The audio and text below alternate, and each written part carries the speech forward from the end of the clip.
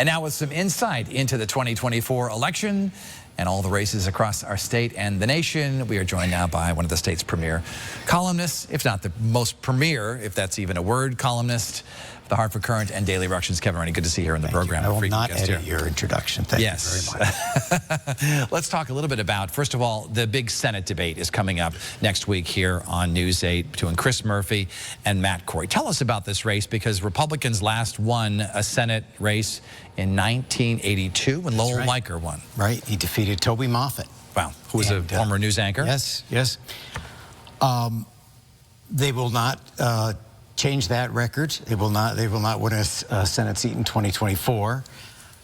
Matt Corey is has become kind of a perennial candidate. He seems to be a favorite of Republican primary voters. He's won 2 statewide primaries, but he has no money at all, and there's not much of a Republican organization. And I think his appeal is probably, it skews pretty far to the right for Connecticut, or any other place for that matter. Let's move on to CT-5, the 5th, between Jahana Hayes and George Logan. Where does that race stand in your judgment? I think Jahana Hayes is likely to win. I don't think George Logan has made some mistakes, one of which is he will not say the name of the Republican candidate for president, Donald J. Trump. He will not say it. He will only say that he's voting for the Republican ticket.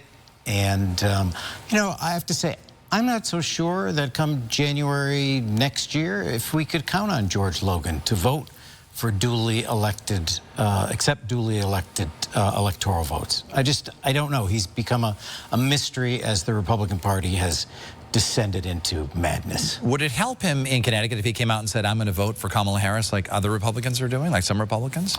I think it wouldn't hurt him as much as he thinks it would. And you keep an eye on all the General Assembly races in the state Senate and the state House. Where do we stand right now? Republicans have been losing seats. They have. And the seats that are the races that are garnering the most attention are 4 state Senate races. And they are the 8th District, which is in Greater Hartford, all the way up to Torrington. And it is, the incumbent is Lisa Seminara. She's running again against Democrat Paul Honig. She won by 100 and some odd votes the first time. And, you know, that can, I can tell you from experience, it can be difficult for a Republican in a presidential year in Connecticut when there's a higher turnout of Democrats. In the 28th District, in Fairfield and Newtown, longtime Republican incumbent State Senator Tony Hwang is facing the challenge of his long career in politics from Democrat Rob Blanchard, who you and I both know and like. I've had both of them on this program over the years. Yes, and I think among people who watch these things, the feeling is that Rob is running a terrific campaign and Tony Hwang is simply flailing and does not know what to do. So it appears that Republicans will even lose more seats. In your opinion? Yes, they could. And there's another race, which is in Greenwich, part of Stamford, and New Canaan, which has Ryan Fazio, who is running for a second full term against Nick Simmons, who is the brother of the mayor of Stamford. Correct. Nick Simmons is from a very wealthy family, and he's raised a lot of money, and Ryan Fazio is accepted public financing, so he's being outspent by at least 2 to 1. What do you think the factor is in perhaps these incumbent Republican senators losing by your projections? What's the major factor? Is it Donald Trump? Yes, it is, because there are many fewer ticket splitters. And there was a time when voters in Connecticut would vote for a Democrat for president and say, you know, my local Republican is nothing like that. I can vote for that person, and they're not going to eliminate my right to abortion services or take away gun control. Voters don't feel that way anymore, and one reason they don't feel that way is that these candidates are really reluctant to criticize a loathsome demagogue like Donald Trump, and this is the price they pay. So if they lose, they will know why. It will not be hard to figure out. Let's talk a little bit about 2026, because the governor's race really begins the day after Election Day this year, right? There are already machinations in place. It already has begun. It has. You hear about reports of Luke Bronin and William Tong and Susan Bysowitz going to various Democratic events. Well, I hear about them doing more than just going to events. I think I believe, was it to you that Susan Bysiewicz said that she hopes that she and the governor seek a third term? Seek a third term, yes. That isn't what she always says to people, but I don't. You bring out a certain element, Dennis, and I think she is quite eager to shove Governor Lamont off the stage.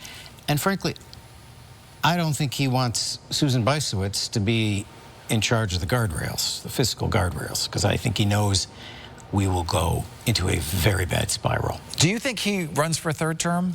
He seems to really enjoy the job. So. Yeah, he does enjoy the job. He is, he's 71. He'll be 71, I believe. Yes. And he's a youthful 71. He is. And he's got the state where he wants it in terms of, he does. It seems to be operating well. Connecticut is a small state. He can spend a lot of time at home in Greenwich and still discharge his duties. His wife has a spectacular career. I mean, she's now on the board of Bloomberg. These are things that you work your entire adult life for, and I don't think either one of them has any reason to sort of say, all right, I've had enough, let's go sail in the Caribbean. I don't think that's going to happen. So Aaron Stewart, who was on this program last month, said that she gave the story to you, Dennis. She did. She said that she is strongly considering, leaning toward running. What will the factors be? Because she's going to decide over the holidays. What do you think the decision will be, and what will the major factors be? I mean, she's got 2 young kids now. Just 2 young children, but running for governor is different than serving in Congress. Yeah. You can do it here. They give you a great big house. And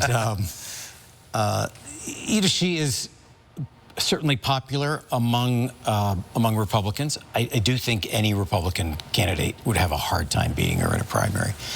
And it's just she would struggle against Ned Lamont, I think. But unlike many other Republicans, she's really done something quite remarkable in New Britain, in that she, six terms with, I don't think any election has really been very close. Kevin Rennie, Daily Ructions, a must-read, and the Hartford Courant. We appreciate you being on the program. We'll see you again. Thank you. A championship coach, an archbishop, and a news anchor when we come back. And we invite you to connect with us. You can find me right here. Email me at thisweek@tnh.com. I am also on X, formerly known as Twitter, Instagram, and Facebook. We'll be right back.